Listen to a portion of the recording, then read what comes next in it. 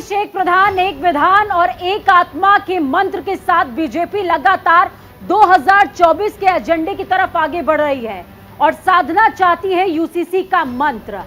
लेकिन इस मंत्र के मूल में क्या है, यानी कि सर्वे क्या है, वो न्यूज इंडिया आपको दिखाएगा। न्यूज इंडिया ने वो डेटा कलेक्ट किया है जो आपके लिए जानना बेहद जरूरी है, क्योंकि यहां पर वो आंकड़े नहीं है जो आपको भ्रमित करेंगे, बल्कि ग्राउंड जीरो की वो रिपोर्ट है जो आपको देखनी चाहिए, सुननी चाहिए और समझनी चाहिए। मैं पूजा मोहन पांडे आप तमाम लोगों का स्वागत करती हूँ। आपके साथ मैं हूं चारुल शर्मा और आज न्यूज इंडिया आपको बताएगा कि आखिर क्या है यूसीसी पर आम जनता की राय। लेकिन उससे पहले आपको बताते हैं कि आखिर यूनिफॉर्म सिविल कोड है क्या, जिसको लेकर कई पार्टियां पक्ष में हैं, कई विपक्ष में हैं, धार्मिक संगठनों की भी अपनी राय है। दरअसल इसका अर्थ है समान नागरिक संहिता, यानी देश में हर नागरिक के लिए एक समान कानून। पूजा, बिल्कुल, हर देश में, माफ कीजिएगा, देश के अंदर हर नागरिक के लिए एक समान कानून, यानी कि देश में हर वो नागरिक जो रह रहा है वो एक कानून के अधीन आएगा। इसके लागू होने के बाद सभी धर्मों के लोगों के लिए एक जैसे कानून हो जाएंगे। बिल्कुल, लेकिन देखिए कई धार्मिक संगठन हैं जिनका ये कहना है कि ये दरअसल हमारे धर्म में घुसपैठ है, यानी विवाह, तलाक, बच्चा गोद लेने और संपत्ति के बंटवारे में एक ही नियम होगा अगर यूसीसी लागू हो जाता है तो। बिल्कुल, यूसीसी लागू होता है तो ये कोड धार्मिक संगठनों के बनाए कानून से ऊपर होगा, यानी कि जो अभी शरीयत का कानून है या हिंदू मैरिज एक्ट जो भी बात कहता है, या हिंदुओं का जो लॉ कहता है, सिखों का जो लॉ कहता है, ये कानून उनसे ऊपर होगा। समानता को सर्वोपरि रखेगा, अधिकारों को सर्वोपरि रखेगा, स्वतंत्रता को सर्वोपरि रखेगा। बिल्कुल, आज हमारे साथ देखिए एक बड़ा पैनल है, स्टूडियो में हमारे साथ मेहमान भी जुड़े हुए हैं। साथ ही हम आपके जो तमाम हमारे मेहमान हैं उनसे आपका तारुफ कराते हैं। आचार्य लोकेश मुनि जी जैन धर्म गुरु हैं जो कि यूएस से हमारे साथ जुड़े हैं। इसके साथ ही फादर जॉनसन हैं, चेयरमैन हैं all India Christian and minority से, ये भी हमारे साथ जुड़े हैं। स्टूडियो में भी हमारे साथ खास मेहमान हैं हाजी नाजिम खान जो कि प्रवक्ता हैं पीस पार्टी के, वो हमारे साथ स्टूडियो में है, और मार्कंडे पशुपति महामंडलेश्वर हैं पशुपतिनाथ अखाड़ा के। ये खास मेहमान हमारे साथ जुड़े हैं और सभी खास मेहमानों का हम स्वागत करते हैं। सबसे पहले मैं मार्कंडे पशुपति जी आपके पास आना चाहूंगी। ये क्यों कहा जा रहा है कि यूसीसी लागू होने से सिर्फ हिंदुओं को फायदा होगा, सनातनियों को फायदा होगा? क्या लगता है, आपकी क्या राय है इस पर? देखिए, हम एक बात कहना चाहते हैं कि इसमें बुरा क्या है। अगर घर भी हम चलाते हैं तो एक मियाँ बीबी की राय से चलाते हैं। अगर मान लीजिए पूरा देश एक धर्म एक कानून के तहत चलता है तो उसमें क्या बुरा है। ये वो लोग उठा रहे हैं जिनको महिलाओं के ऊपर अत्याचार करने हैं, उन बच्चियों को, मुस्लिम बच्चियों को आगे आने नहीं देना चाहते, उनका हक जो है उनका बनता है वो नहीं देना चाहते। मैं ये पूछना चाहता हूँ कि कुरान में क्या लिखा है, मुझे ये कोई बता दे कि इसमें जो हमारे मोदी जी ये ला रहे हैं यूनिफॉर्म सिविल कोड, तो इसमें बुराई है कहाँ? बुराई सिर्फ और सिर्फ मुस्लिम जो नेता हैं, ओवैसी जैसे लोग हैं, फारूक अब्दुल्ला जैसे लोग हैं, ये कुछ मौलवी हैं, कुछ मौलाना हैं, इन लोगों ने इसको कराया।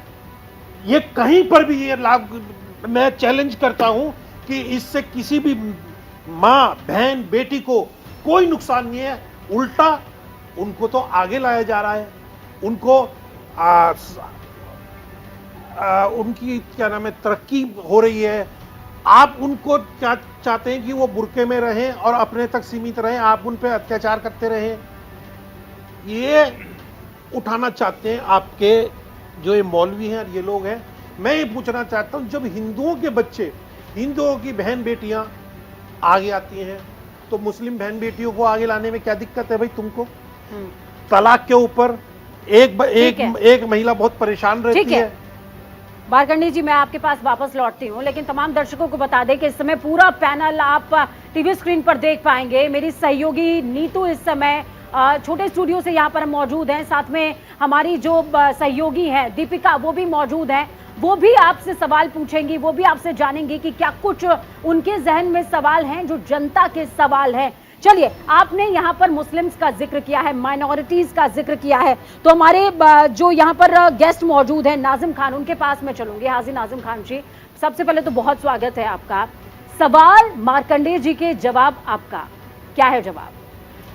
देखिए, जिस तरीके से अभी मार्केट साहब ने अपने सवाल के अंदर ही जवाब वाली बात कही है, मैं देखिए सबसे पहले आपको बताना चाहता हूं, जब संविधान लिखा गया था उस संविधान के अंदर ये कहा गया था कि आपके धार्मिक अधिकार में कोई छेड़छाड़ नहीं होगी। अब ये बताइए, यूनिफॉर्म सिविल कोड के अंदर जो ये बड़े नेता जो बार बार इस बात को कहते हैं कि जो 4 शादियां करेगा उसके लिए हम कानून लेकर, अब ये बताइए चारू जी, वो 4 शादी करने वाला मुसलमान है कौन? जिस तरीके से अभी मार्केट साहब ने कहा कि मुसलमान महिलाओं के लिए लाया जा रहा है, उनके अधिकार के लिए, बुर्खा जो पहनती है उनके लिए। अब एक बात बताइए, मेरा सरिया हम मुसलमानों पर लागू, सुनिए सर, मैं आपसे पूछना चाहता हूँ, क्या हलाला ठीक है? क्या हलाला ठीक है? पहले आप मुझे इसका जवाब दीजिए, क्या हलाला ठीक है? सुनिए सर, बात हलाला ठीक है? अगर लड़की, मार्कंडेय जी एक बार सर, एक बार उन्हें उनका पक्ष रखने दीजिए सर, आपके उसमें नहीं बोले थे। मार्कंडेय जी एक बार उनकी राय ले लीजिए, एक बार उनकी राय। देखिए, आर्टिकल 25 और 29 मेरे रिलीजियस को पूरी तरह वो देता, अधिकार देता, कोई नहीं रोकता। संविधान के तहत ही हम बात करते हैं, क्योंकि हम संविधान को मानने वाले। और रही बात जिस तरीके से हलाला की बात करें, हाजी साहब, अगर आप संविधान को मानने वाले हैं तो आपत्ति क्या है? अल्पसंख्यकों का यहाँ पर जिक्र हो रहा है, तो रुक करेंगे। यूएस से हमारे साथ में लोकेश मुनि जी जुड़े हुए हैं। मुनि जी, बहुत स्वागत है न्यूज इंडिया पर आपका। मैं आपसे जानना चाहूंगी, माइनॉरिटीज को लेकर के लगातार हो हल्ला हो रहा है, जैन कितनी तादाद में इस देश के अंदर है, किसी से छिपा नहीं हुआ है। आपको क्या लगता है, क्या वाकई यूसीसी माइनॉरिटीज के लिए खतरा है? नहीं, पहले बात तो मैं ये कहना चाहूंगा कि यूसीसी को लेकर के जी, समान नागरिक संहिता को लेके अभी तक विधिवत रूप से ड्राफ्ट हमारे सामने आया ही नहीं है जी। और जब तक उसके अंदर क्या प्रावधान किया जा रहा है, क्या नहीं किया जा रहा है, तब तक मैं समझता हूं ये लठम लठ वाली बात हो जाएगी। तो सबसे पहले तो उसके लिए ड्राफ्ट जो है हमारे सामने आए, और दूसरे में मोटे तौर पे मैं ये जरूर कहूंगा कि जब हमारा देश एक है तो देश के तमाम नागरिकों के साथ समान रूप से उनके अधिकार होने चाहिए, समान रूप से कर्तव्य होने चाहिए, समान रूप से दायित्व होना चाहिए। और हमारी अपनी पंथ परंपरा की जो भी बातें हैं, देश से उससे ऊपर है। देश है तो हम हैं, संविधान उससे ऊपर है, और संविधान के तहत किसी के साथ भेदभाव किए बगैर देश की बेहतरी के लिए, समाज की बेहतरी के लिए, व्यक्ति की बेहतरी के लिए कानून आता है तो उसको सभी धर्मों को समान रूप से उसका स्वागत करना चाहिए, आदर करना चाहिए। बिल्कुल, यानी स्वागत करना चाहिए। फादर जॉनसन से उनकी राय ले लेते हैं। मेरी सहयोगी दीपिका के पास एक सवाल है। यही मैं पूछना चाहती हूँ चारुल, कि क्या फादर भी यही सोचते हैं? करने के लिए नहीं होना चाहिए। और ये एक देश और एक कानून, मैं जिस परंपरा से आता हूँ वहाँ पर नारा है तेरा पंथ। देखिए, आप यूएस से जुड़े हुए हैं, आप जहाँ रहते हैं वहाँ भी, अमेरिका में भी यूसीसी लागू है ना? कानून भी सबके लिए समान होना चाहिए, किसी के साथ भेदभाव नहीं होना। देखिए, यूसीसी अमेरिका में भी लागू है ना?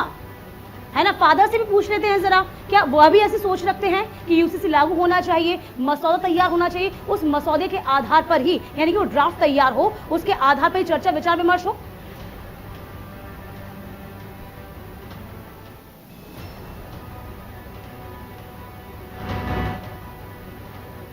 फादर जॉनसन, आप सुन पा रहे हैं मुझे? इन सबको नमस्कार कहते हैं। जी नमस्कार, बहुत बहुत स्वागत है आपका न्यूज इंडिया में। और देखिए, जी जी बताइए।